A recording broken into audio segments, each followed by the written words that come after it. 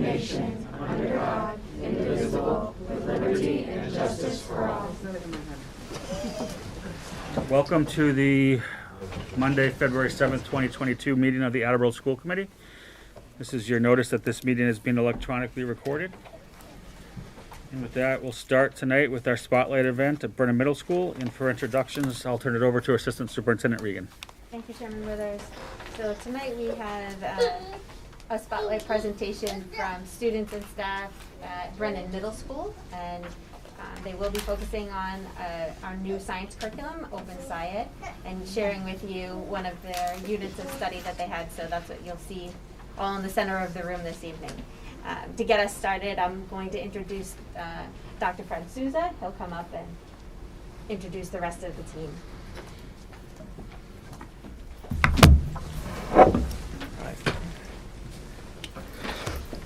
All right. So good evening, everyone. We're really excited to be here and back in action. We wanted to give a big thanks to all of you at the school committee, and also a huge thanks to our central office team. We appreciate all the work that you guys are putting in and support for the school level. I also want to give a shout out to our Brennan team, the staff and students there. They're amazing and go above and beyond on a daily basis, and you're going to see that today. As you know, the last couple of years have been, well, interesting to say the least. But I'm here to report that we have been paving the way to a brighter tomorrow. That said, with opportunities like our Open Science, our new science curriculum, we're able to continue our professional growth while enhancing the student experiences. These experiences focus on the student, moving away from that traditional lecture, memorization, teachers delivering information, and it's more focused on students making sense of problems around them, and really anchoring those learning experiences through, anchoring the learning through common experiences. Tonight, we highlight some areas that we are most proud. Curiosity and imagination, really, that's the hook, how we engage our students. Critical thinking and evaluating information, using claims, evidence, evaluating sources, considering perspective, communicating in collaboration, actively listening, and we learn with and through others, and seeking alternate perspectives. Initiate, innovate, and problem solve, and really dig in to the problems, and persevere through difficult tasks and challenging ones. And think about it. What good problem is worth solving in less than 3 seconds? So that being said, I have a spectacular team here. I'm really excited. So I'd love to see Berlin's, Cece, Eli, Alexis, Xavier, Genesis, Riley, Mrs. Benedetti, Mr. Abernathy, Mrs. LaFleur, Mrs. Deslets, and of course the assistant principal, Mr. C. And here's the team, and I'm going to pass the torch. You can move in right here. We're going to take the back seat here. Right about now, we're going to watch a video. On your T-charts in front of you, please jot down anything you might notice and wonder about the video, anything that intrigues you, or anything that sparks curiosity in your minds. And please note there is no audio in this video, and that is not a mistake. Should I get to it? My job is to make college easier because students have a lot on their. Sorry, Coach.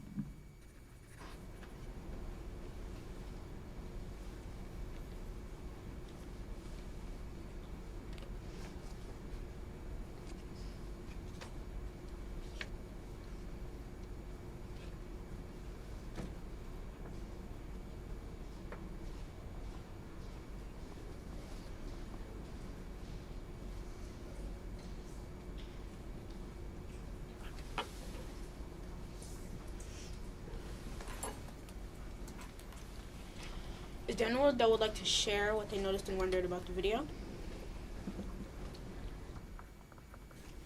Yep. Yeah, I was wondering why the heck he had the one-way or the two-way mirror, the one-way mirror. I just thought that just raised a question in my head. Okay. Is there anyone else? I noticed that the hallway was dark compared to the main room or the lesson room. Okay, we'll take about one more. Anyone else? I wondered if it was his first lesson.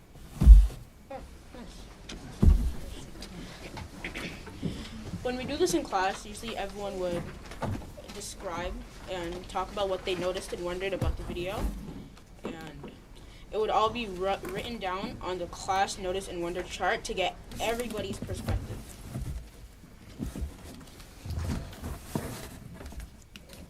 We investigated this phenomenon by using the light box models. If you want to look in room A, notice the lights on room A. What do you see? So right now, we're getting some light boxes. Can you talk about what is inside? Okay, what does this represent?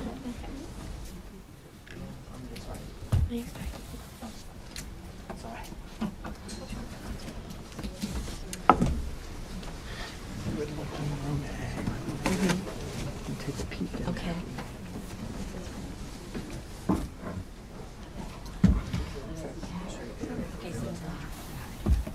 These boxes are representing the two rooms in the video.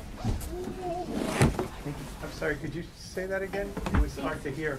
These boxes are representing the two rooms in the video that we just watched. Okay, thank you.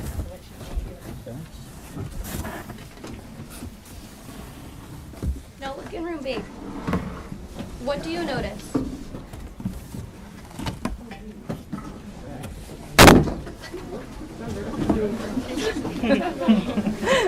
Room B is dark. Room B is dark.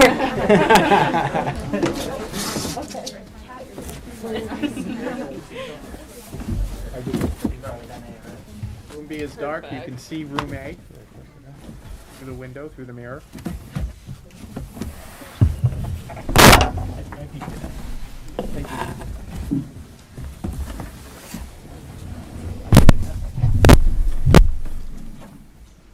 Okay. About room B, right? So, room A is bright. You can see the mirror. You can't see room B. What does mean everyone thinks? We drew models of what we observed at first in our journals. We also used these light meters to measure how much light was reflected or transmitted through a one-way mirror, a piece of glass, and a regular mirror. The unit used to measure light is called lux. Then we compared the reflective and transmitted lux to see what reflected and transmitted the most and least. A small fun fact about this is that you can make a regular piece of glass work like a one-way mirror. We made a chart to display visually. This helped us understand how a one-way mirror works.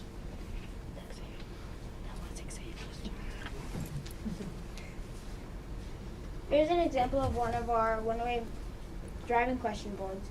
We took our class consensus model and we each put our questions on the area it connected with. These are the questions about we were wondering about the one-way mirror phenomenon. We ended up investigating these questions throughout the end of the unit. We all went home and tried to see if we could recreate the one-way mirror effect. Here are some of our examples.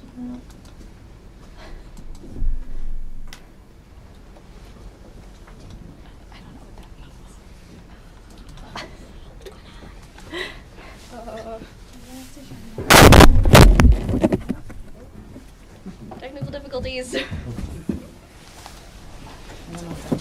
Thank you. Slideshow. Oh, Kat. Thank you.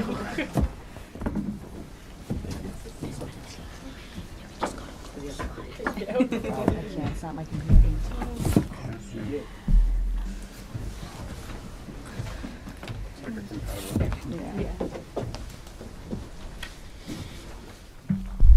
Do we know have to work through this area. Eli, can you talk about some of the things you saw? What did you put here? Eli, if you just want to explain it, like what was there. So, as you can see, in the light boxes, one room was light and one room was dark. The reason for that is to see the difference between the one-way mirror.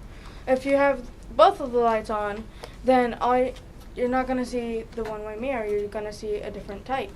If you have both lights on, if you're going to see both lights off, then you won't see anything. What were some things at home that you discovered too? What did you do for your homework? What I did was I took a picture of my window at night. You can see some transmission, but you can also see some reflection as well. That is not it for all cases. Berlins, what was your example that you had on the project? One of my examples was that in the science lab at Brennan Middle School, there's a window in the back. It had some grow lights that Mrs. Desolate set up in the back.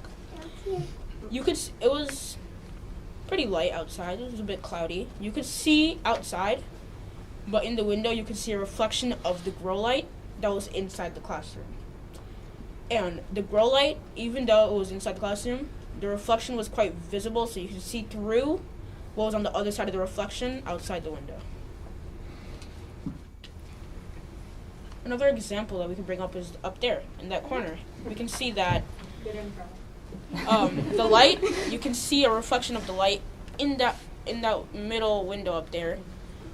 We know that light is in this area because it's on, but we can also see a reflection of that black curtain behind it. Thank you.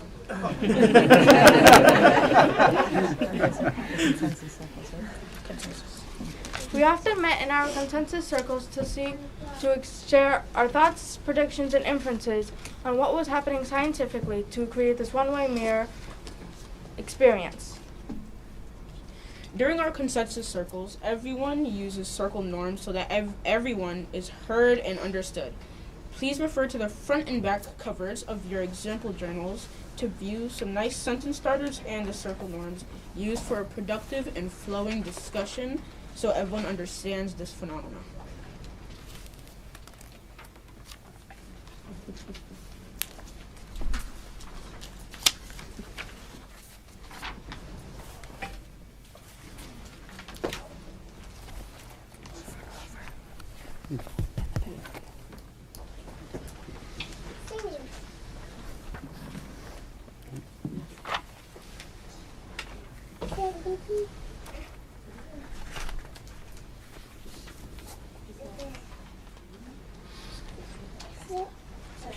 Has everyone grasped the concept? Yes. In our final assignment, we showed what we learned about how the one-way mirror phenomena was worked based on our findings, observation, and data collected. We applied what we learned to real-life scenarios. We went back to the driving question board and celebrated all the questions we answered at the beginning of the unit.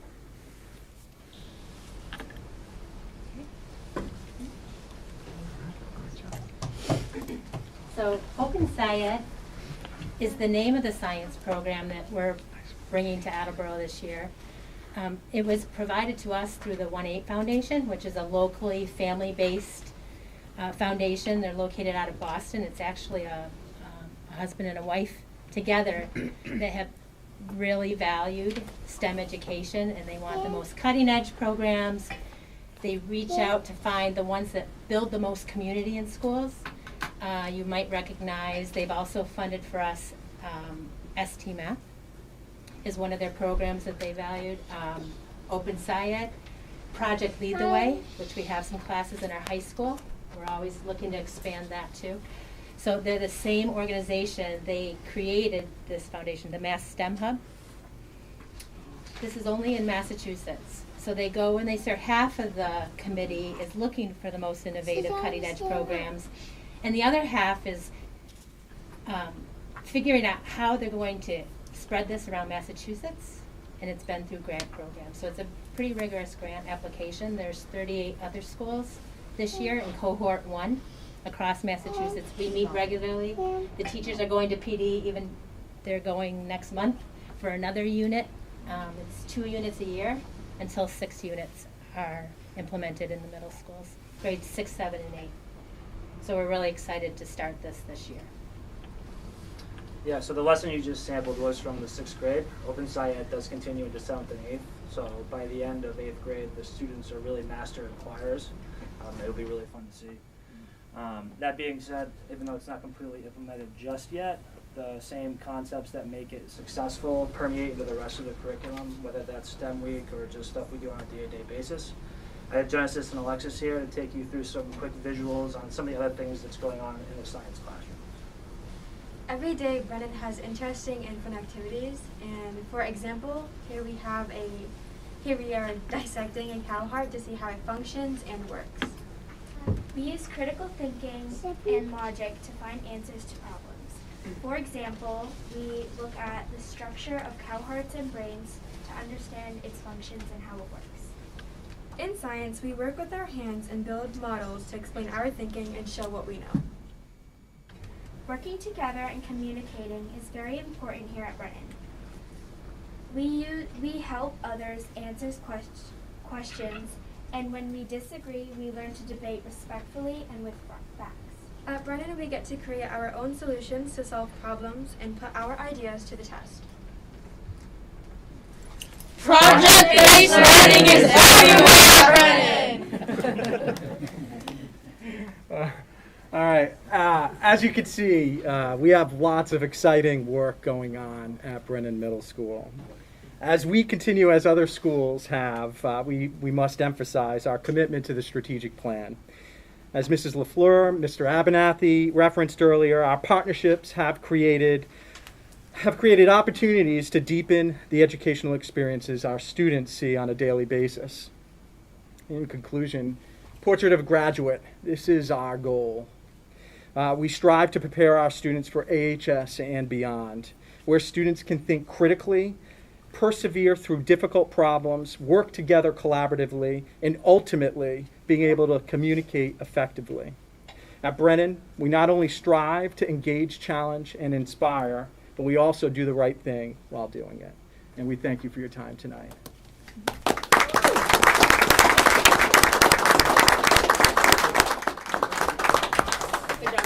Any questions or comments from the committee?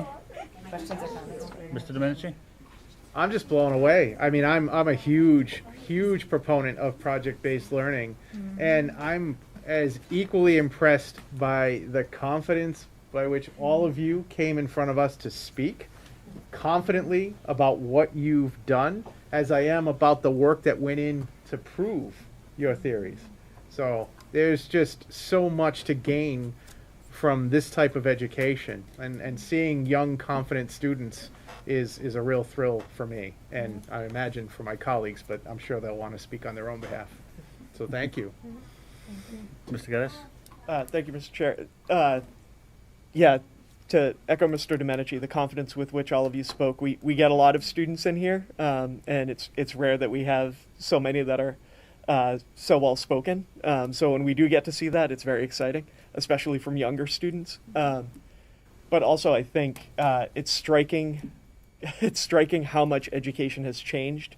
And one of the best parts of the Spotlight events is seeing how education continues to evolve and how much more impactful and experiential it has become, especially over the last few years. So thank you to the 1-8 Foundation and Mass STEM Hub for bringing programs like this to the schools. And thank you to the educators for putting them in to help these students out. Great work. Thank you. Thank you all. Great job to the Brennan team, which I'm a proud part. So thank you, and well done. You're going to continue to do great things. So thank you. Thank you. Thank you very much. Thank you. Awesome. Thanks for coming.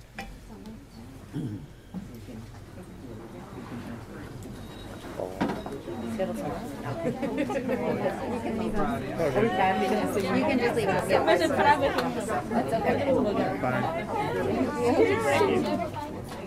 They're gonna get them tomorrow, I think. Sorry about that. Actually, I collect the journal. That's okay. Yeah, no problem. It worked. Would you mind if I quickly collected the journal? Sure. Bye, girls. Bye. See you tomorrow.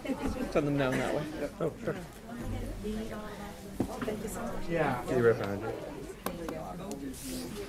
Oh, that's right. That's one young girl. Right? I'm sure one thing is this one right here. Sorry, we had a question for the lawyer in the corner. But I gotta say, well, you did amazing. I wanted to. Like, Thank wow. you very much. Yeah, absolutely. Wow. I want to be a lawyer. Any tips? You were such a good audience. I think you're well on your way. Yes. Keep working. Berlin. What did I say before? You can bang it. Brennan's adjourned. There you go. That was awesome. There he is. Nice job. Thank you. Have a good night.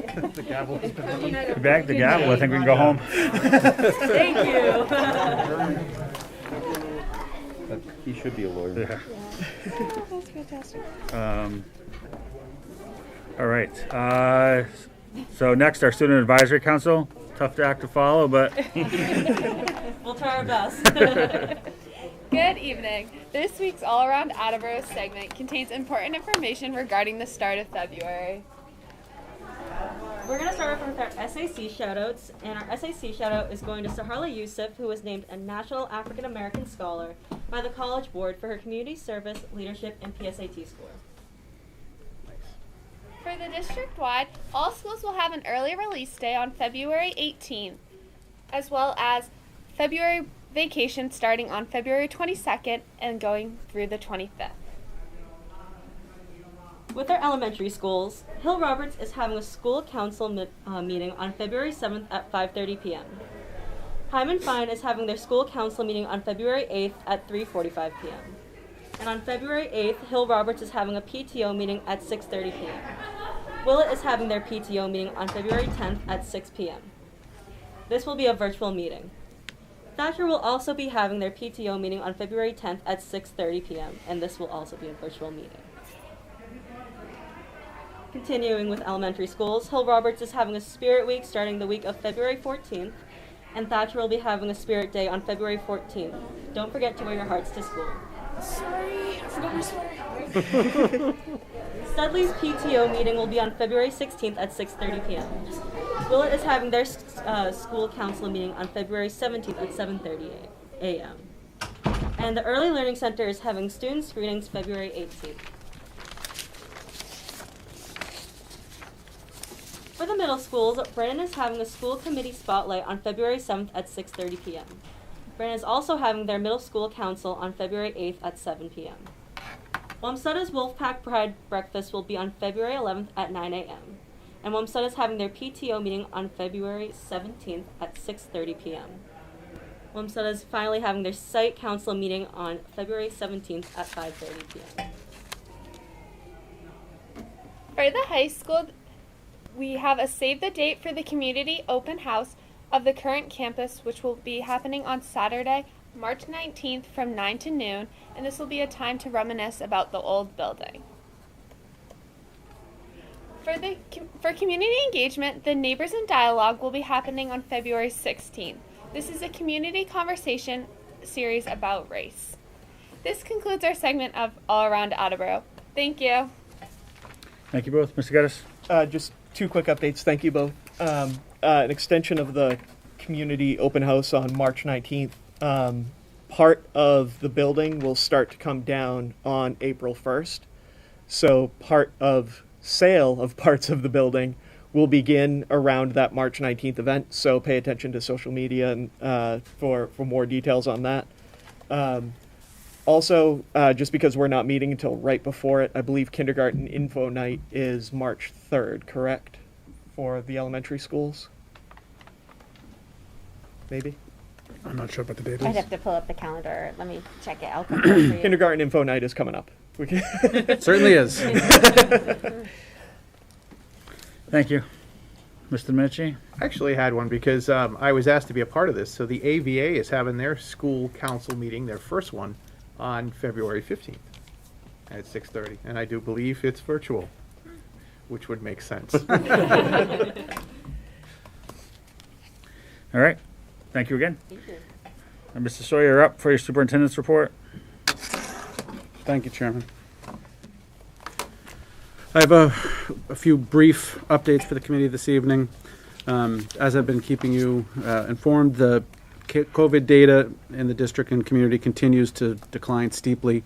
We're very excited to see it trending in the way that was predicted by the models. But, as I've said in the last few weeks, updates to you, we are still not quite at a place yet where we can say that we're back to something that resembles what we were used to. We're still dealing with numbers that are worse than any week that we had dealt with before the week before Christmas break. So, we're still dealing with high numbers, but they are trending in the right direction and doing so at a very steady rate. So, we are busy preparing for the release of some of the restrictions that we had put in place in December. These were things that we did as extra precautions in anticipation of what was going to happen in January. And so we're getting ready to go back to what life was like in, say, October and November. But we haven't made any changes quite yet because, again, the numbers are still high, but it won't be long before we're right back there, and we're trying to get ourselves in a place where we can make those switches as quickly as possible and be prepared for them to seize that opportunity. One of the fallouts of Friday's cancellation was that Friday was the distribution date for the at-home tests, the first distribution for students. So those went home today. So families that were anticipating them on Friday, as a result of us not being in school, they went home today. We as a district are using our at-home tests on Saturdays, and it's, again, you get 2 tests, so it's a 2-week cycle. They'll be getting another set of tests in a week from Friday. So basically we're asking that people that receive those tests, they'll be taking one of those 2 tests this coming Saturday. And then the second test, which was the test that we were supposed to take last Saturday, obviously that opportunity has passed us. So basically we're saying to families, use that second test as you see fit, because what it was intended for, we couldn't use it because we were unable to distribute them because we weren't in school on Friday. So just wanted to make that clear to everybody. In terms of the mask requirement, we've heard nothing from the state. I know that you're always looking for an update as to what we can expect. I do think it's worthy of note that if you were following the news today, both New Jersey and Connecticut announced today that they are rescinding their mask requirement in schools as of February 28th. It seems like a pretty interesting coincidence that that's the date that those 2 states have already committed to. And so, I wouldn't be surprised if the leadership in those various states are all coordinating, and that might be a sign of what's to come, but no official word from Massachusetts as of yet. Still got a couple weeks to go. And then the final piece of news I have for the committee tonight is our principal vacancies. As I had mentioned to you, both Wamsutta and Studley, there are 2 schools with interim principals, both started their processes.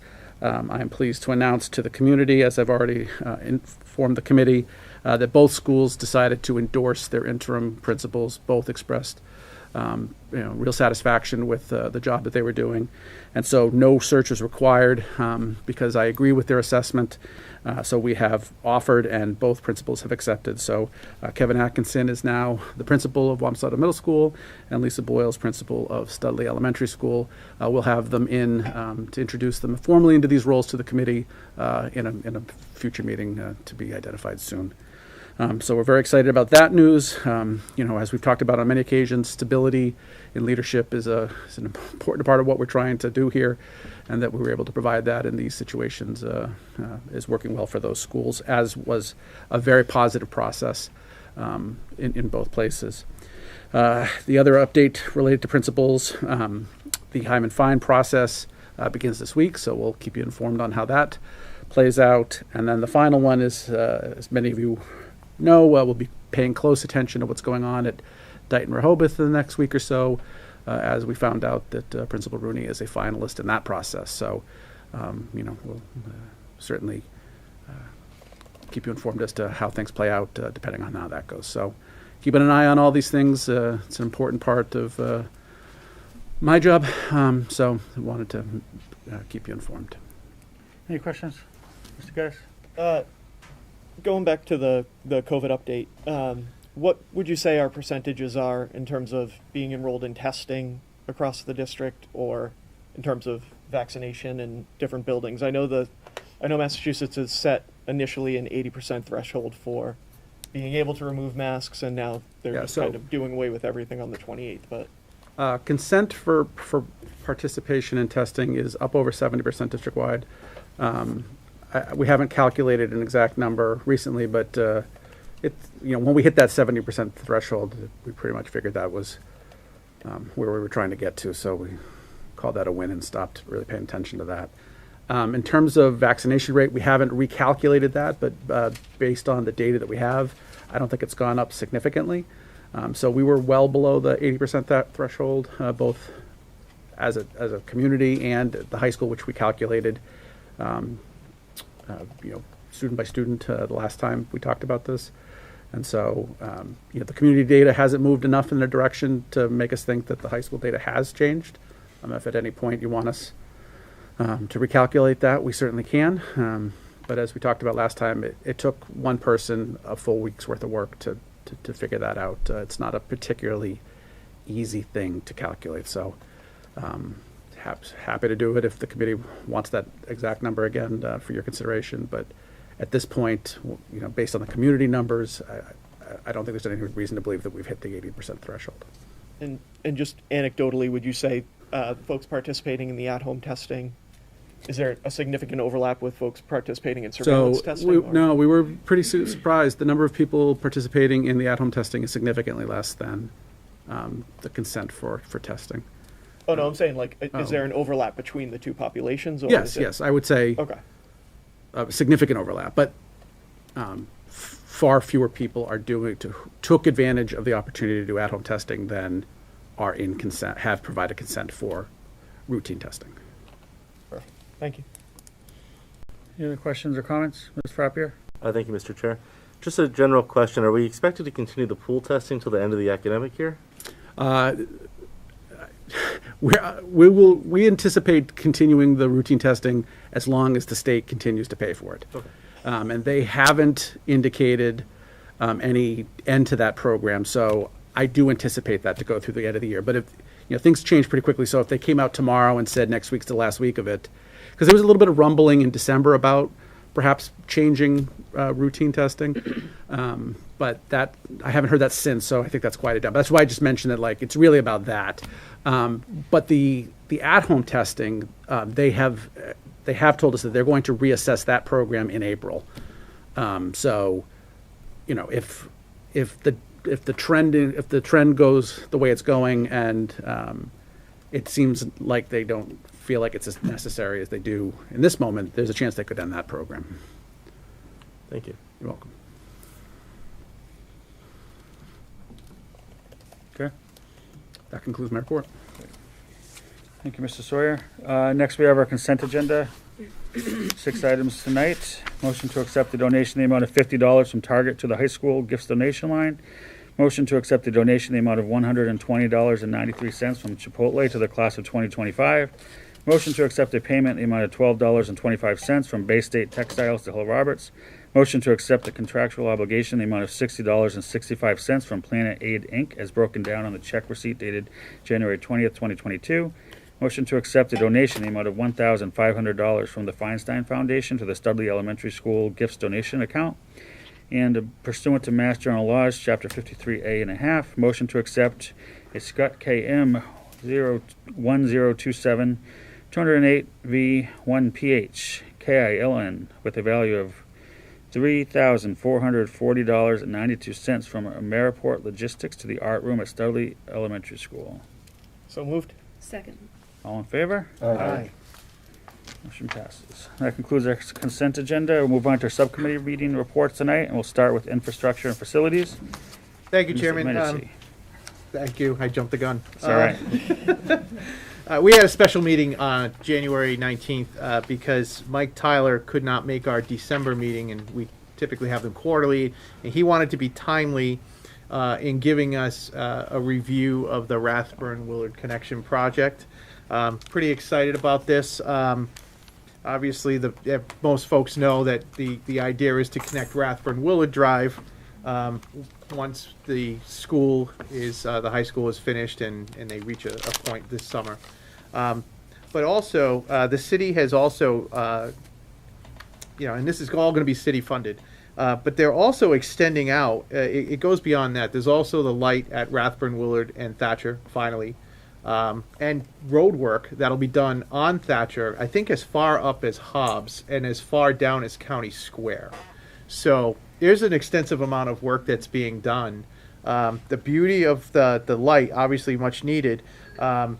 It's also a new light, and it's going to be connected in so that, obviously when you put in a new light, you're changing a traffic pattern. There might be a little bit of trial and error, but the city will have a pretty quick adjustment period to be able to make corrections as needed, so that if traffic starts to back up at County Square, they can make adjustments on the light pattern. So it's a brand new light system. It'll be in sync and communication with County Square as well. So we're excited about that. There's also the Rathburn Willard itself. They're going to pick up where the high school project ends. So coming into Studley, just beyond Studley and kind of somewhere in between where Studley ends and Brennan, the project ends, DPW picks up that point. And then coming back out, they're going to have 2 lanes exiting from Studley, left turn and right turn. So that'll coincide with the traffic. On the way in, they'll have a single lane in, but they're also trenching out, I think, about 6 or 7 feet on the right-hand side, just past Studley, near Tozier Field, for parking. So pretty excited about it. At the time we were meeting, this was in committee. The city council actually brought it out of committee and approved the entire project last Tuesday. So we're really excited about that. The work should, it'll be aggressive, but the work should be done in time for the opening of the school. And that completes my report. Thank you, Mr. Domenici. Policy and Personnel, Mr. Storrs. Thank you, Mr. Chairman. The Policy and Personnel Subcommittee met last Monday. The first order of business was the election of chairperson. Thank you to my colleagues for re-electing me for another term.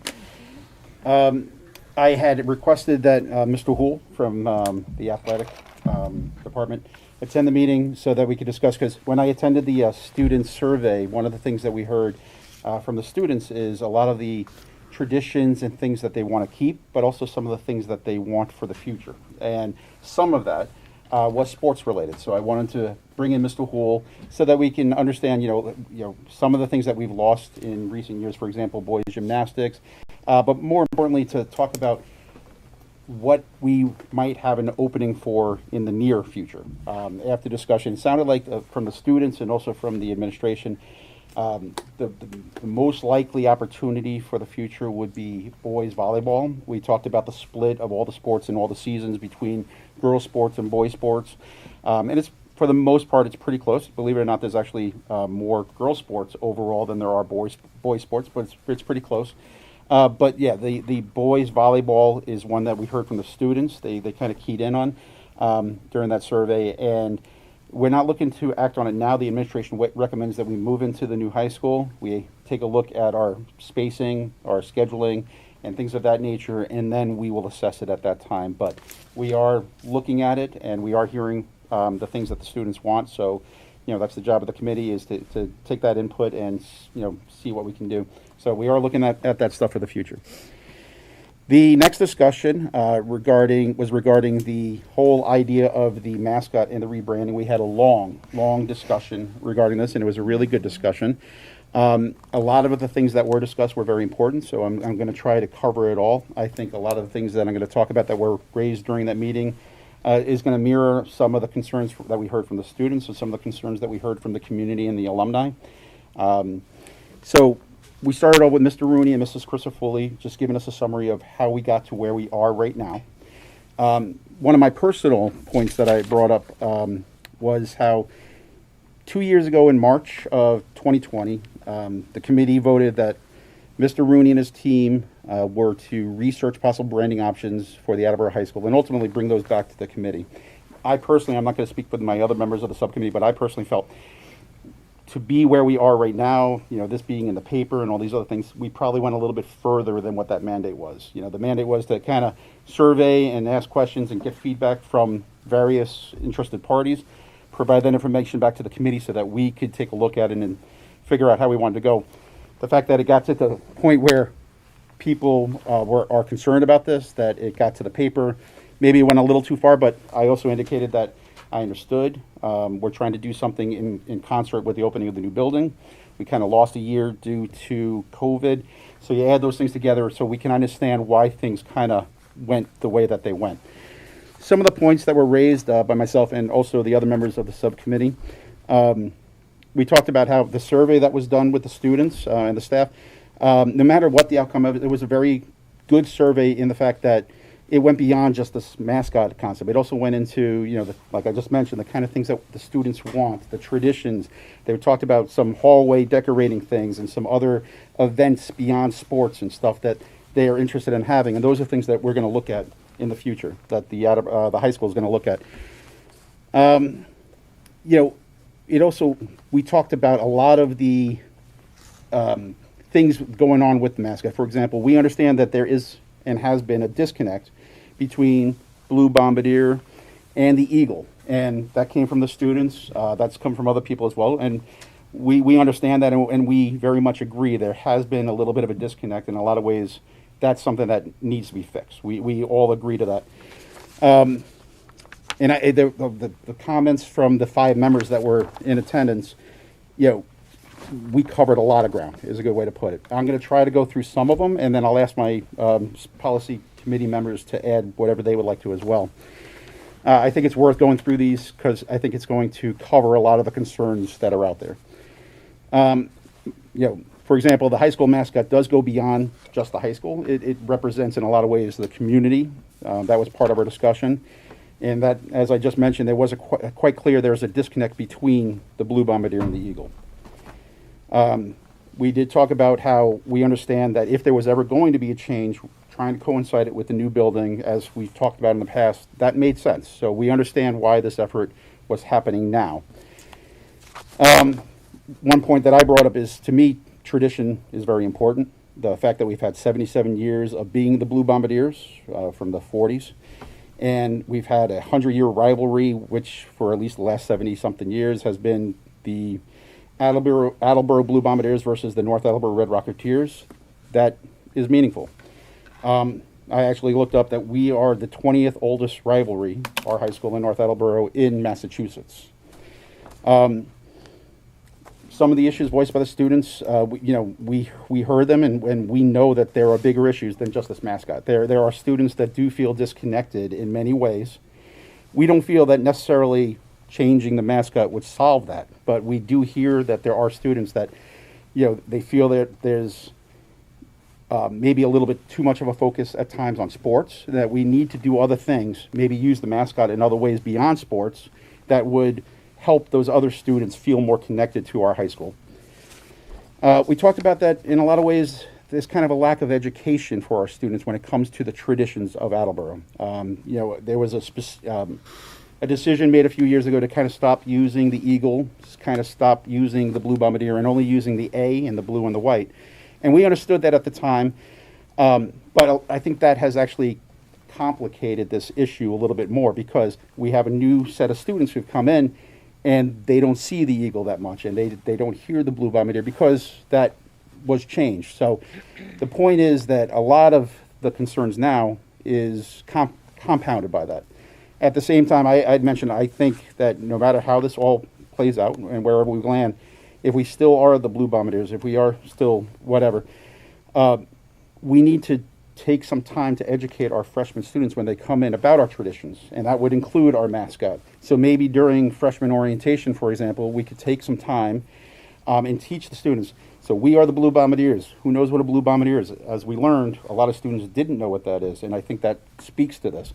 So if we took the time to educate them, teach them about our traditions, hopefully that education would lead to them understanding a Blue Bombardier is not a weapon of mass destruction. A blue bombardier is a person. It is a hero who fought in one of the most important times of history to stop fascism. So the point is that it's something that we should actually be proud of and not associate in a negative way.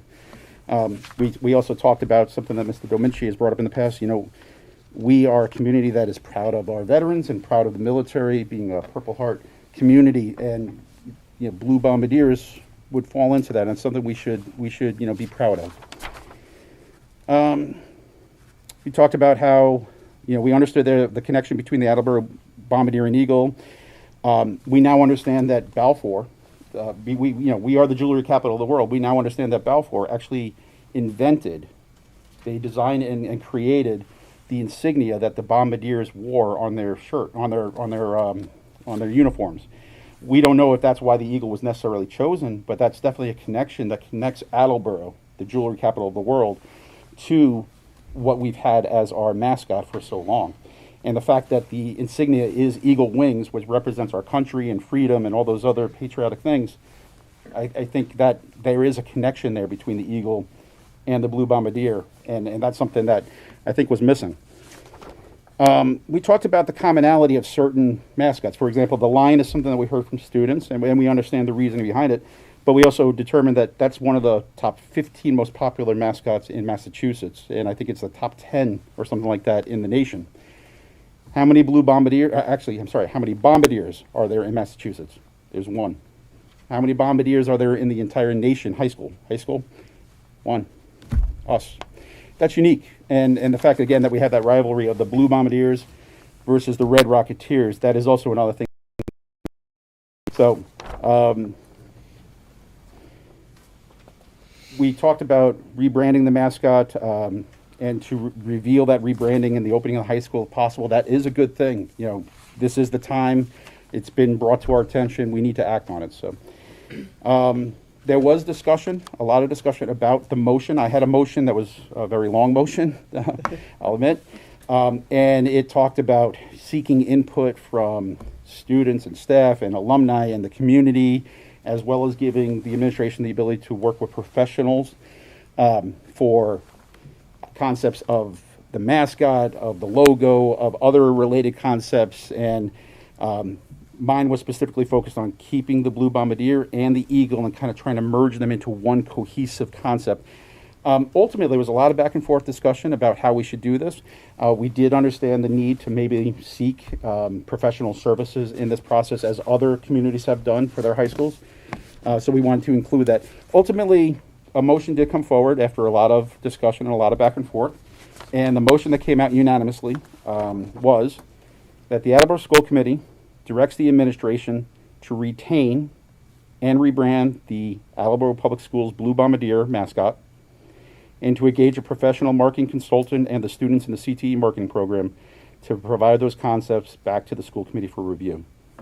And to be clear, when we said retain, we're talking about keeping. The word retain in that case means we are keeping the Blue Bombardiers, and that doesn't necessarily mean we're getting rid of the eagle. It doesn't mean any, what it means is that we're going to allow the professional services and the marketing students to take a look at things, keeping in mind that the Blue Bombardier is not going anywhere, and provide that back to the committee. And again, we want to do this in a timeline where we can do something with the opening of the new building. And I know that's a tight timeline with everything, but it's something that we're definitely looking to do as far as what came out of the committee. I'm going to let the other committee members, if they would like to add anything for the members who were there, and then we'll go forward, please. Thank you, Mr. Storrs. And to the specific motion, I'm glad you mentioned it, because I was going to mention it, since the wording of the motion was largely a result of tweaking that I did to its benefit or detriment. I guess you can be the judge. But I think it is important that, the first and most important part of the motion is that we are retaining the Attleboro Blue Bombardiers in this motion. It is, that should be unequivocal, and there should be no question about this motion when it's voted on, that it's retaining the Attleboro Blue Bombardiers, and the idea of understanding the work the students did and the concerns that they had about a connection to the Blue Bombardiers, a connection to the Eagles and or the Eagle mascot, and why there's an eagle if there's a bombardier, why are we the Blue Bombardiers, and hiring a professional so that we can take the steps necessary to forge that connection that that there was when I was in high school 20 years ago or so. We might not have known what a Blue Bombardier was when we entered the school, but we knew what it was when we left, and I think we were proud to be the Blue Bombardiers, and it's unfortunate that that's gone away. And I think part of that has to do with mixed, not messaging, but mixed way that we refer to the high school, whether it be Blue Pride or the A and the Eagle and the Bombardiers. There's a lot of different ways that Attleboro is marketed to the public, and trying to find a way through a professional who knows a lot more than I do about this and how we can brand the Bombardiers so that that's an identity that connects to the community and the school. So that's the idea behind the motion. I think it takes into account both the feeling I have and what we've heard loud and clear from alumni that they want to keep the Bombardiers as the mascot, but also taking into account the concerns of students and the administration that there's a disconnect between what a Bombardier is and how it connects to Attleboro. So I think it incorporates both concerns. Thank you, Mr. Withers. I think it's also important to note that we're not in any way looking to get away from the blue and the white colors. That's our colors. We're not looking to get away from Blue Pride.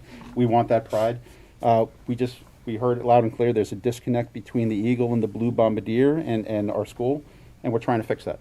I think it's clear, and again, I'll let the subcommittee members speak, to it. But I think it's clear that the direction that we kind of see this likely going would be either taking the Eagle and the Blue Bombardier and merging it like my original motion was, or just having the Blue Bombardier as a concept. And those are the two primary ways I think we can see this going. Is that a fair statement for the subcommittee members that were present? Yeah, Mr. Guess. So, I appreciate the summary you gave for the meeting. I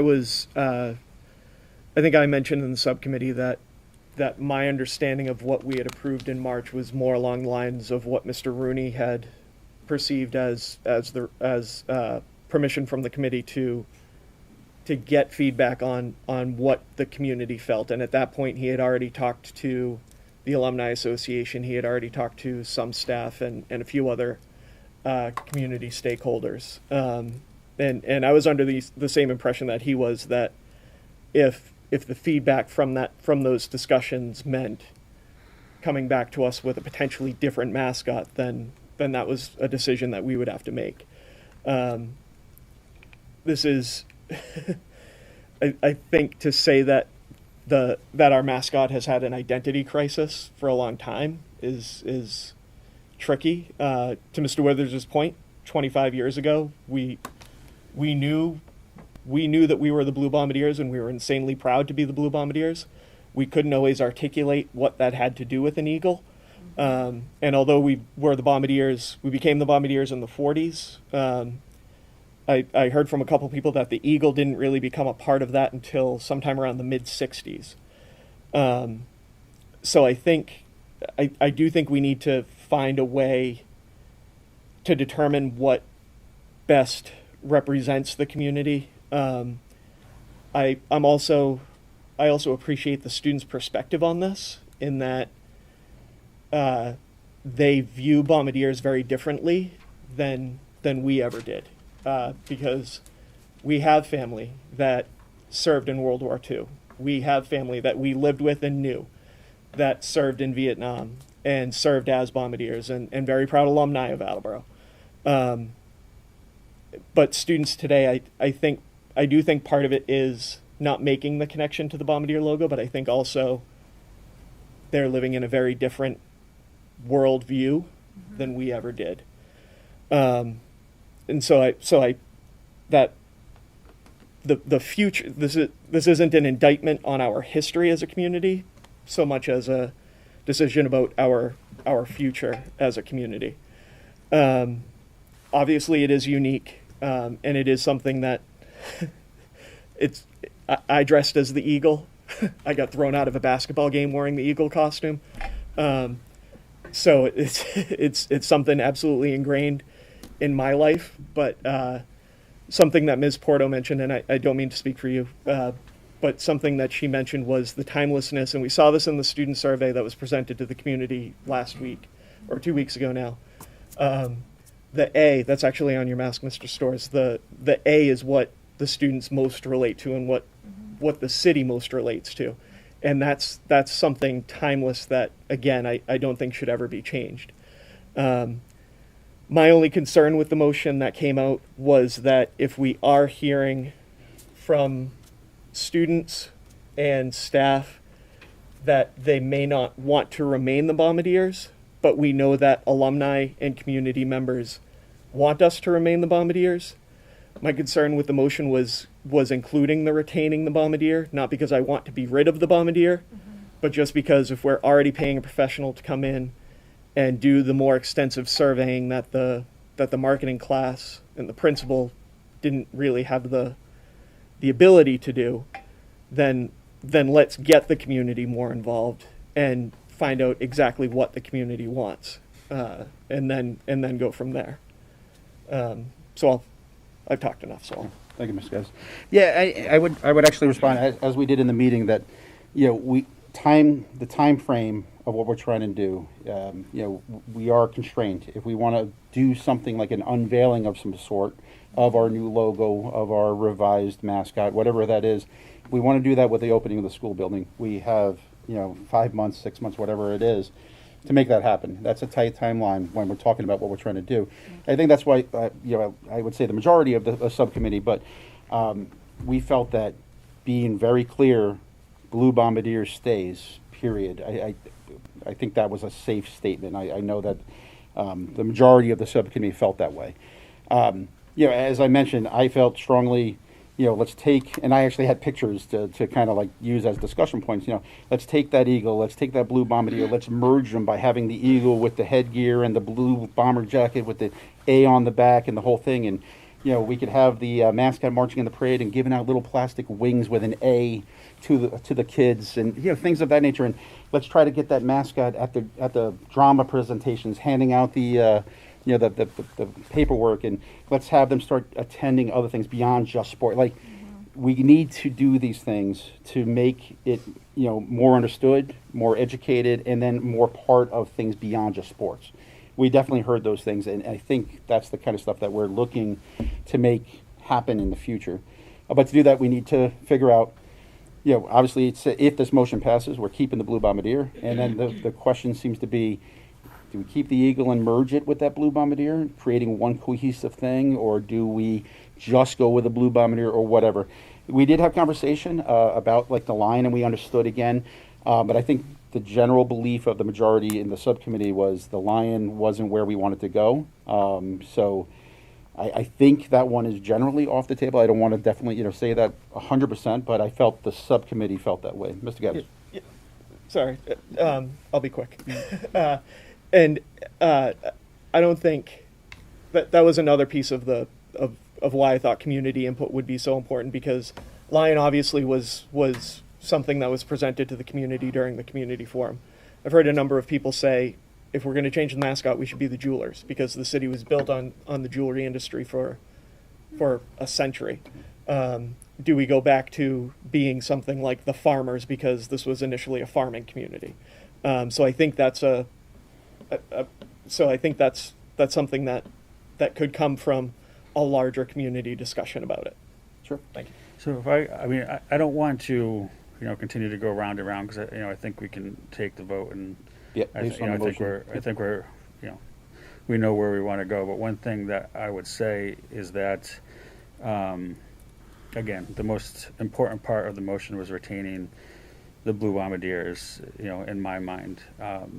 And for the majority that passed it. And what I would say with that is there was discussion and concern about leaving out the eagle, and does that, is there going to be a way to wiggle in lions into what a bombardier is? And my answer to that was unequivocally no. Our answer is we're going to be the Blue Bombardiers. We're going to retain a professional to say how do we better brand and bring cohesion to Blue Bombardiers in Attleboro High School, and you know, if we hire a consultant who says the Blue Bombardier should be aligned with the Bombardier jacket, then, you know, we've wasted money and that person should be out of their profession. It's just not going to happen. So, you know, I think to the extent there's a concern amongst people with the motion that retaining the Blue Bombardiers leaves a way for there to be a line in there, you know, can rest easy that this motion would put an end to that. Mr. Sawyer? I would just like to assure the committee that the administration understands what the word retain means and that there's nothing to worry about here. Thank you. Appreciate that. I do want to give the other two members, if they want to add anything, Ms. Porto and Ms. Sawyer, if you want to add anything. Yeah, no, I mean, I think pretty much what Rob said and Steve, that the whole retaining a marketing to do a rebranding study and see what best fits here is probably the best. Keeping the Bombardiers as the mascot. Thank you, Ms. Sawyer. Thank you. I mean, we spent 75 minutes talking about this subject. And we went round and round, and some traditions just shouldn't be broken. And I feel like we've been the Bombardiers for so long, we just can't break that tradition, new high school or not. Appreciate all that. All right, so I'm going to read the motion again. Oh, I'm sorry. Yeah, Mr. Domenici. I know I wasn't part of the subcommittee, please. but I just had a couple of quick comments. One's a request, because I've asked this. I'd actually, just to tie back in March of 2020, we didn't have a marketing CTE program. We do now, and there's some unique opportunity here. So I'm excited about the fact that if we bring professional services in, that's a huge benefit to our marketing students, who I commend them for the work being done. But to be able to work with a professional, I mean, Toby Reed from Criminal Justice, for example, brings in all sorts of professionals. This is a great opportunity to really marry, you know, real life scenarios with our program and really help to enrich it. And you know, that being said, you know, many of us attended the open forum. And I had a lot of concerns because it wasn't just hearing students say they didn't feel connection to Blue Bombardier or you know, the Eagle. It was that they didn't feel a connection to the school. And to me, that's the bigger issue here. I would like to actually see the raw data from the survey, because you know, we saw a smattering of comments on a presentation. And look, when you give a survey and you want a certain result, you're going to put a presentation that's going to support that. But I'd like to see the raw data, because I want to get into more of the concerns, because I mean, I think that's the larger issue here. Like, a mascot, whether we change it or we keep it, isn't going to address that. And I think we need to. And I think as this committee, we should really be focusing on a lot of that. I don't want students feeling disconnected to the school. Like, that's just unacceptable to me. I don't think anyone here would disagree.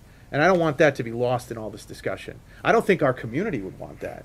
And I certainly know our administration works really hard to make sure that that does not happen. So to me, it was an unintended consequence of the survey, but I think a very important one, and one that we shouldn't forget, and one that I want to be able to work on. Students should feel a connection. They're going to feel it differently. You're not going to get everybody, I get that, but it was a large enough survey size. I don't know that all students got the survey. I mean, my daughter certainly didn't, but it was a large enough survey sample to really glean some good information from that, and I don't want that to be lost. So I would like to see the raw data if we have it. Thank you, Mr. Domenici. And that's my comments. Both those points, and very much thank you for bringing up the fact that the marketing people that we be working with are going to be working with our students. So although there would be we talked about it, overall a low level cost associated with this, the benefit to our marketing students and program, there will be that connection, and that's an important point. So thank you for bringing that up, Mr. Domenici. So the motion that came out unanimous was... Sorry, that's something I wanted to address. If we're going to retain the name, and that's understandable, I get that's what came out of the committee, to really need to dictate what the mascot is going to be by hiring a professional firm. There's a group of students, we have a marketing team. Why should we chase good money that could be used for educational purposes to pay a professional consultant to dictate what that mascot needs to be? If you want buy-in from the students and from the community, that could be just something done locally. We don't need to sell a lot of merchandise. We don't need to be on TV. This is what's something meaningful to the city, that why pay $10,000 to $30,000 for a consultant that we could use for education. So I'd rather see this separated from the two, retain the name, and then if you ever wants to vote for a consultant, I think that should be separated, honestly. So I would say that's definitely a fair point. I would say that part of the discussion from the administration at the subcommittee was they were talking to how they had this discussion with, I believe it was Milford, that, right? Canton. How Canton, they had hired a firm and, redesigned their logo and they did something with the lettering in the Canton and things of that nature. I do also know that the administration had asked that, is there any response that you would like to give regarding why this would be beneficial to have the professional services? Well, there are a lot of aspects to anytime you create logos. And for something that would be as widely used as this, professional services will actually save us money in the long run by not requiring us to work through all the problems that creating a logo internally that we don't understand the implications of and how it's used professionally create for us. Like some of the logos that we've used in the past, right? If you have too many fine lines, when that turns into something that gets put onto a piece of clothing, they don't last because there's too much fine work, right? Like you need,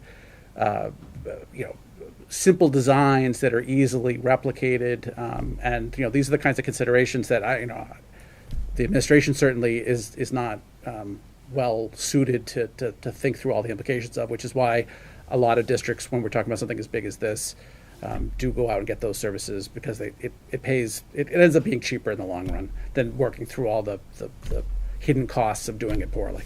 Thank you, Mr. Gill. And to the point of Canton being used as an example, they were able to work into the Canton logo with the bulldog.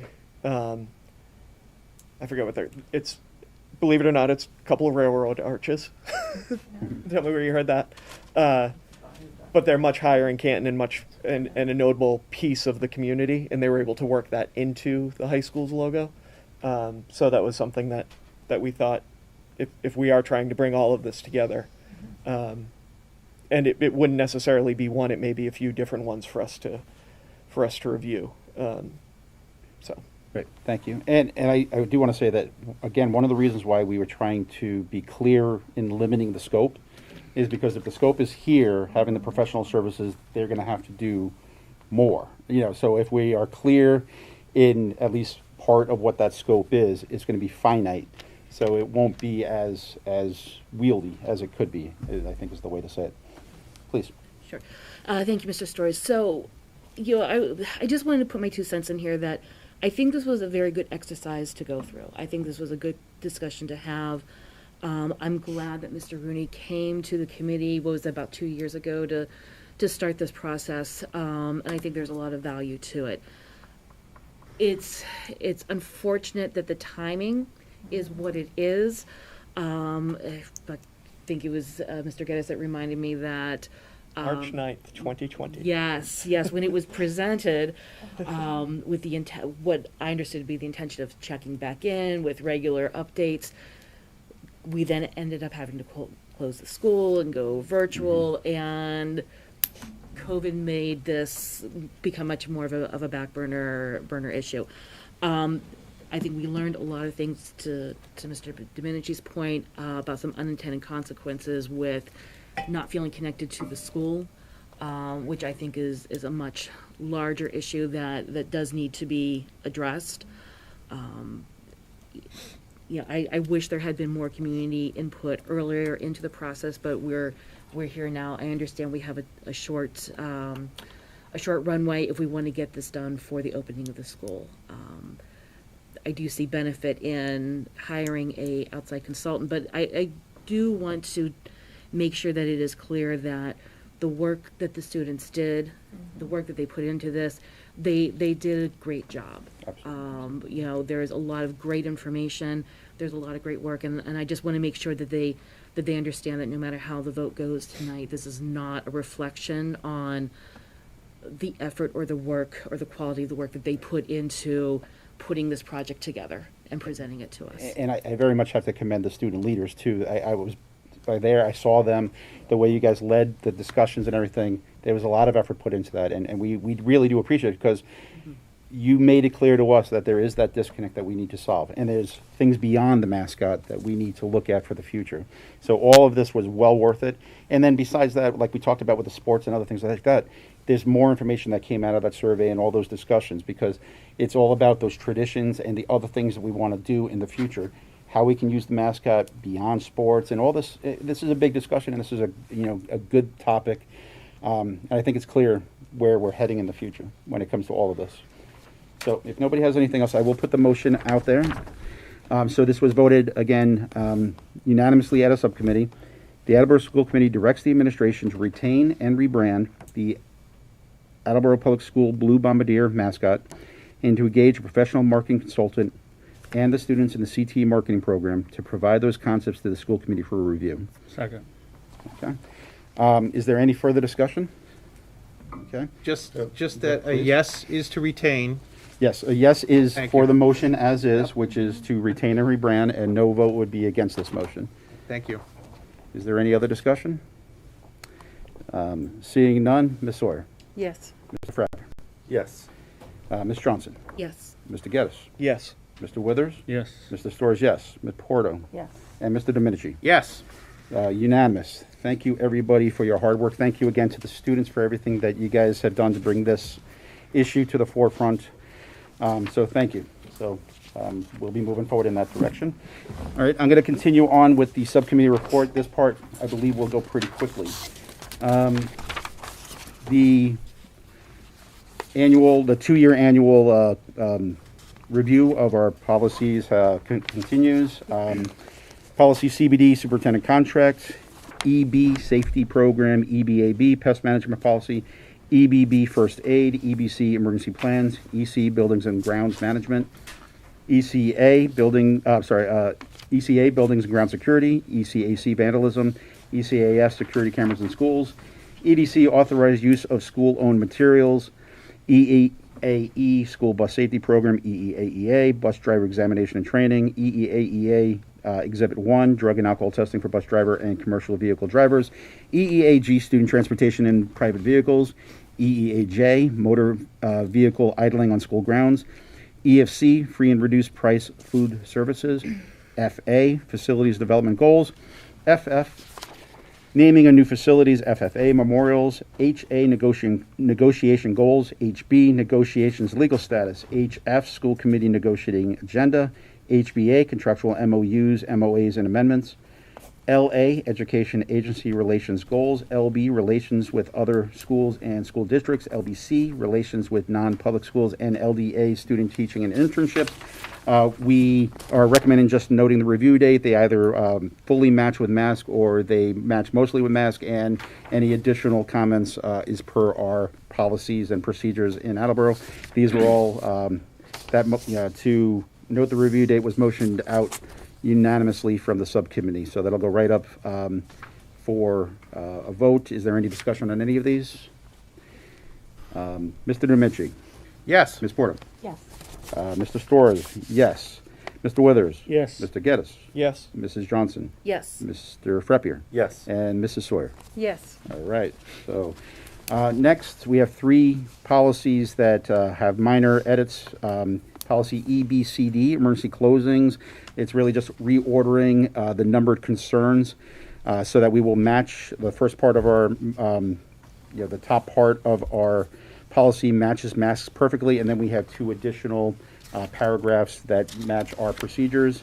Policy SCB, retirement of facilities. We're just reordering the number of factors to be identical to masks.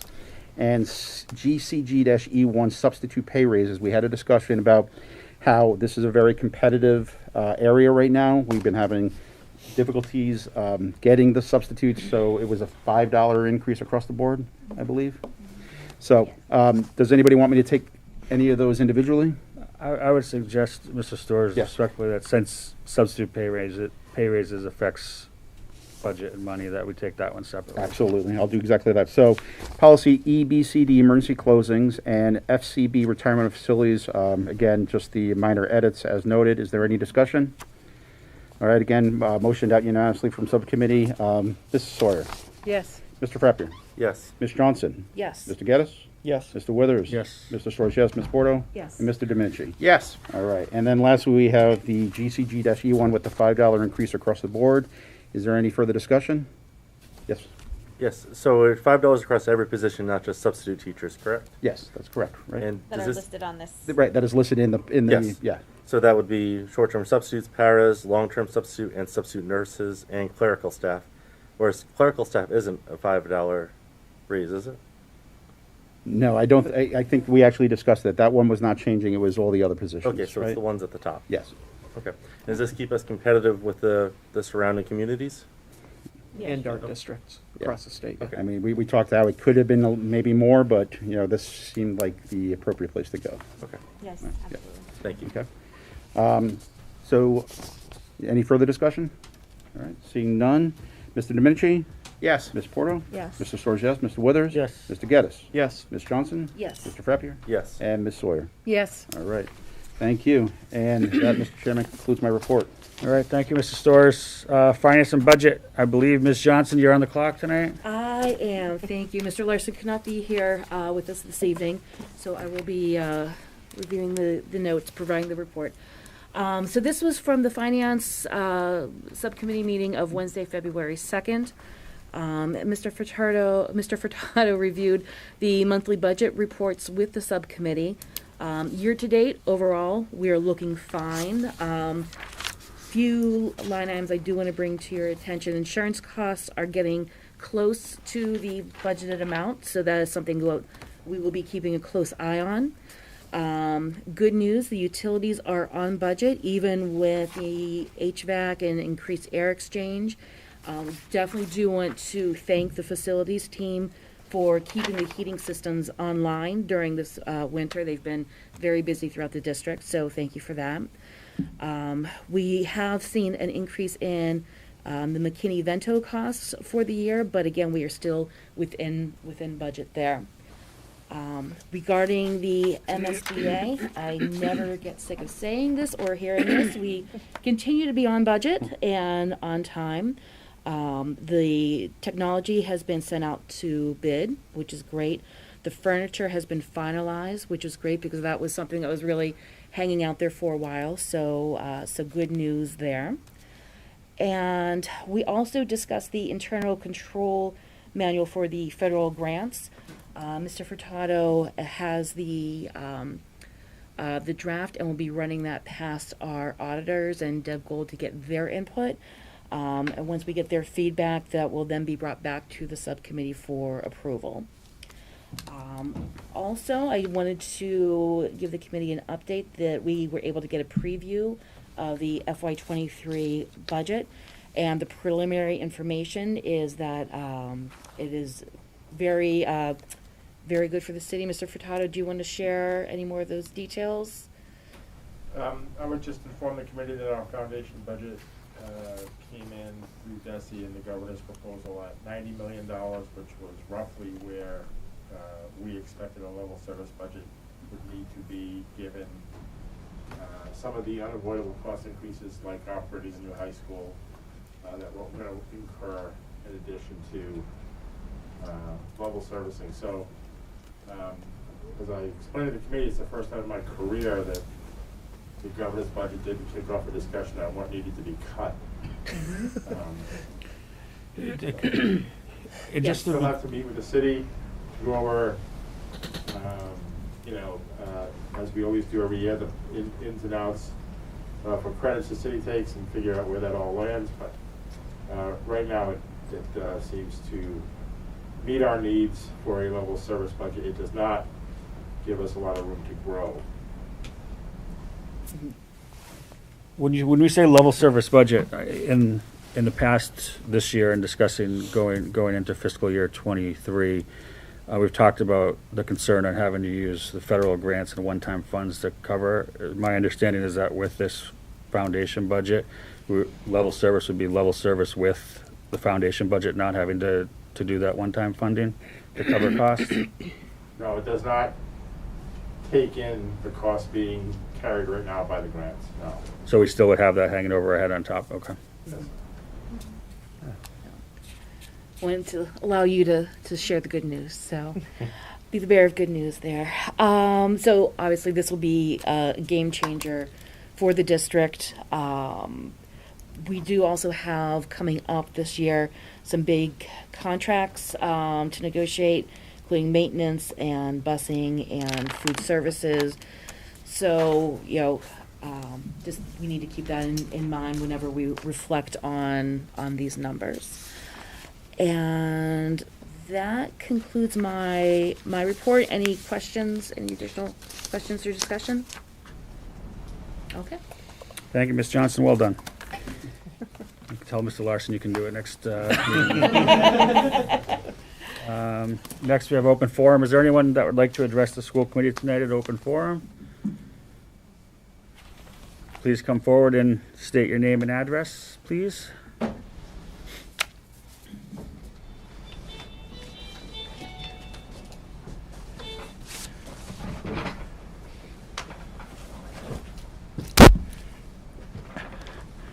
Joe Murphy, 24 Sear Street, a lifelong Attleboro resident. I won't go into my oration about the Blue Bombardiers, but one point, so I'm assuming that since your vote tonight, the next input from the public will going to be before that committee or resource that the school committee hires? Correct. Okay. My then I'll limit it to one point. On the virtual tour of the Attleboro High School, this honorable body just voted to maintain the Blue Bombardiers, but on the virtual tour in the gymnasium, the A isn't going to move. The A in the middle of that floor is going to stay. Block A, good. God bless you. That's good. But on the wall, it's got Go Blue. Is that set in stone, or is that subject to? If it is set in stone, why? And if it's not, when will that be? When will that be decided? I think that's just a virtual. Go ahead, Mr. Furtado. Yeah, I would suggest that the set in stone might be a little strong. Okay. So there might be some time.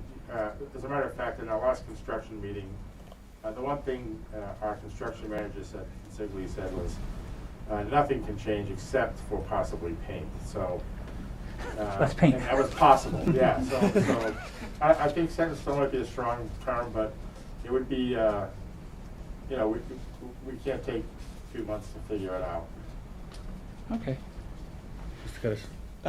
Just as I don't know if it's part of the virtual tour, but there is a plan to cut out the center court of the existing gym floor and hang that in the new high school in the gym.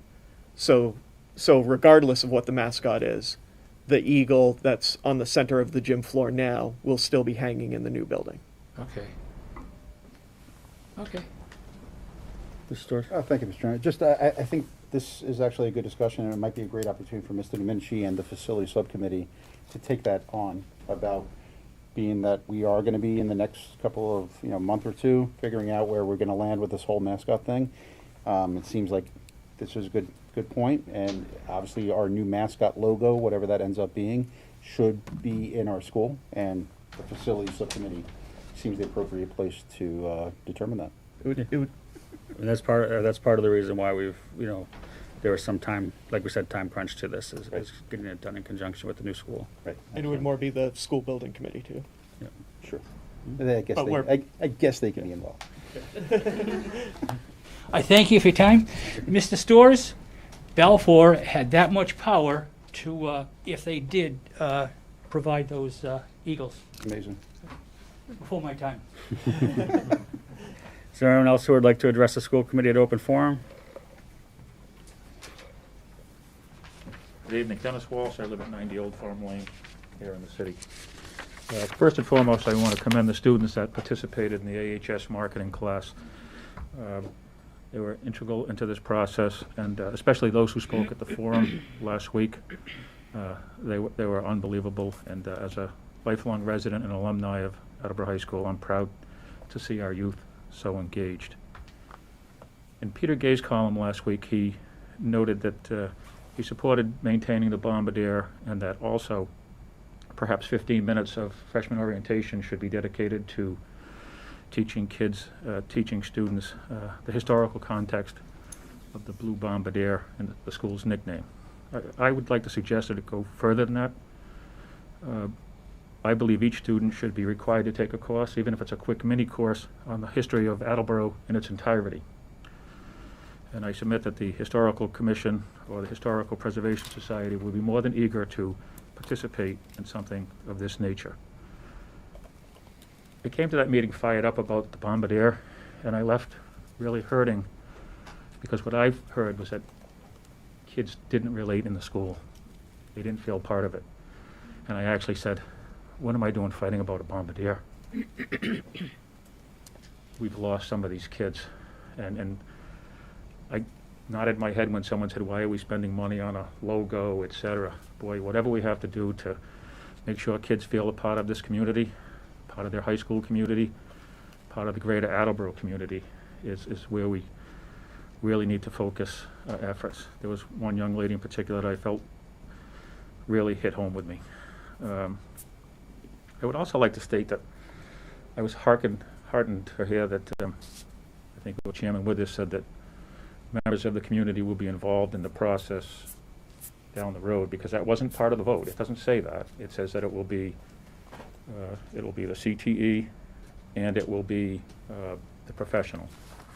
And it didn't say anything about those of us in the community who might participate in that. So I would hope that that is how it works, because as someone who supported Attleboro High School for many years, I graduated in '78, and I've been active here since I got married in '86, so ever since then.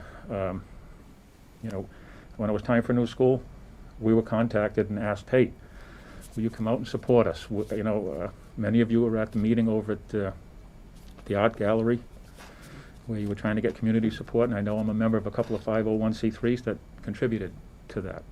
I know that when we started Mr. Rooney started the Blue Palooza to get money for the school, we were asked to participate in that, and many of us are more than happy to do that. And maybe one thing that comes out of this is we can somehow build a stronger alumni association and get more people engaged and participate in helping their school and having school pride. So I just hope that all of us take this as a positive, that you know, we felt left out of the process a bit, but we're pleased with the vote that you had this evening, and we'd like to work with the students, you know, and I kind of hope that, geez, too bad there weren't two surveys done, one with the students and faculty, and one with alumni, going back to the 60s and 70s and 80s, and then bring the two together and say, hey, why do you feel this way? Why do you feel this way? And then we wouldn't have felt like there was a wall between us. And I think communication is important, and doing it as soon as possible. And I'm just very pleased that we'll be involved in the process from here. And if you're only going to have one member of our group on that, I nominate Mike Shakro. Thank you, Mr. Walsh. Thank you. Thank you. Anyone else who'd like to address the committee?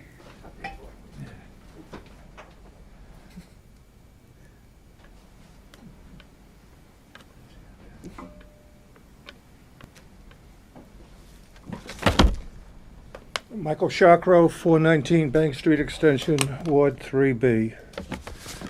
I look at this situation where there's a cluster of two, Bombardiers and the American Eagle. The other cluster is Blue Pride and the Block A. When I entered high school, which was on County Street, I was the last class to graduate from County Street. But when I entered high school, you went into school as a sophomore. We had junior high back in those days. So we only had 3 years of high school. I feel like I cheated out of a year of being a Bombardier. But when we went into high school, once you got acclimated to the school and where your classes were, nobody had to tell you were a Bombardier. Nobody had to tell you about pride. Back then it wasn't Blue Pride, it was just pride. And that pride spread throughout the community. When the basketball team back in those days went to the tech tournament, And whenever they finished up, they usually returned to Boston Garden 2 or 3 times. And when they returned, the city pride met the team bus on Kelly Boulevard at the North Attleboro boundary, and there was a police escort and a fire engine escort back to the YMCA parking lot. It was city pride. I have nothing against Blue Pride. I'm looking at this Bombardier Eagle Blue Pride Block A. Back when I was in school, we had all 4. There was no discussion pertaining to eliminating something. We had all 4. And I just can't understand how we get to this discussion now. And I understand the students, and I thought the marketing students and the student council did an excellent job. I again commend them. But again, the alumni and the public weren't involved. And I think they should have been. How it got to that point, I don't know. I want to, in here, without taking it out, I have my original Block A that I received for athletics. And I don't have my Bombardier jacket anymore, but I do have the emblem that goes on it. Rather than taking them out, they're in there. Those are something that you strive for as a student athlete, as a band member, as a cheerleader. That's how you earn the Block A. The Block A goes way back to when I was in school and way before that. I can't tell you how far back. I learned something tonight pertaining to the American Eagle. It's referred to as the mascot. I always thought of it as just it was part of the Bombardier. I never really understood back then the word mascot. Maybe it's something involved. Also, in participating in athletics, I realized that when they play the national anthem, in the national anthem, I would listen to it, especially when you played the Rocketeers. And I heard rockets' red glare, bombs bursting in air. How appropriate to our rival with the North Attleboro Rocketeers. I really don't know what's offensive about the American Eagle, the bald eagle, no matter what you want to call it. I also want to make reference to Peter Gay's column today pertaining to Mike Lynch, sportscaster for Channel 5, WCVB-TV. Mike always did a program on the Wednesday night before Thanksgiving pertaining to rivalries throughout the Commonwealth. And he brought up, as Peter brought up today, the best nickname in the state. It's been said tonight, there's only one Bombardier, there's only one Rocketeer in the state. And I think that if we educate the student body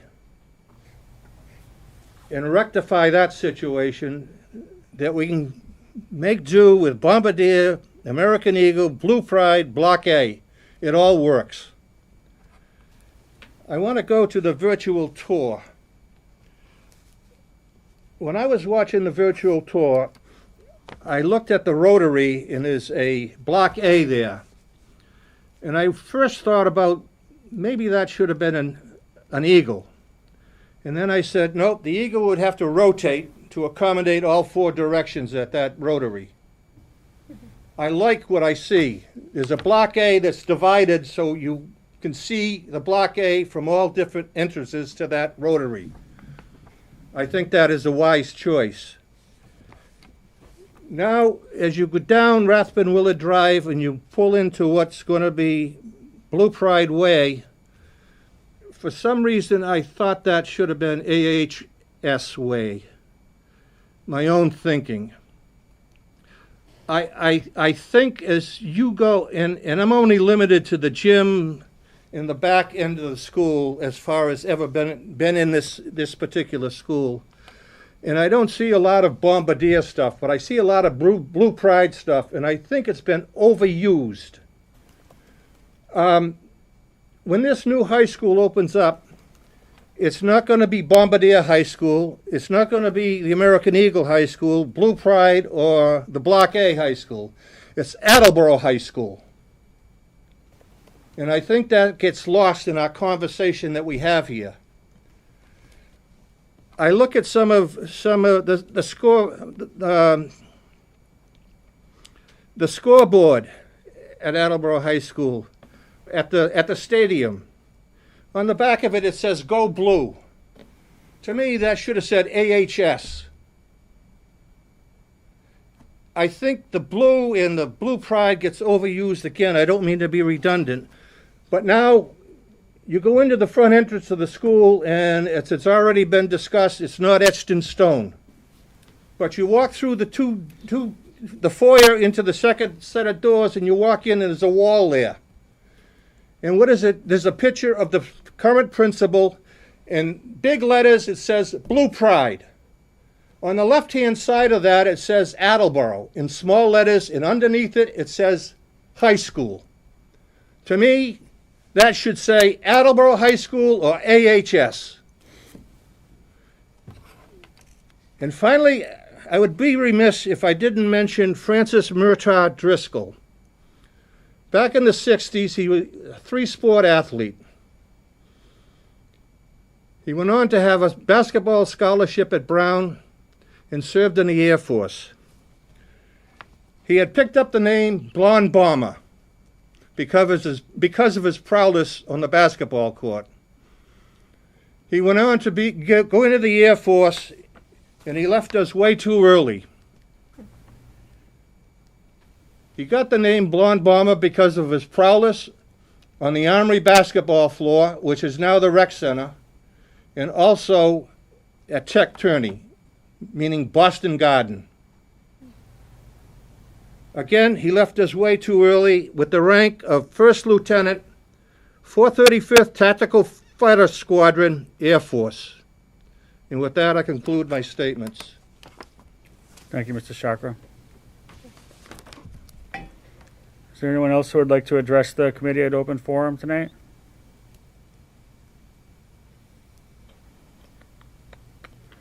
All right, I will thank all of those who participated in closed open forum.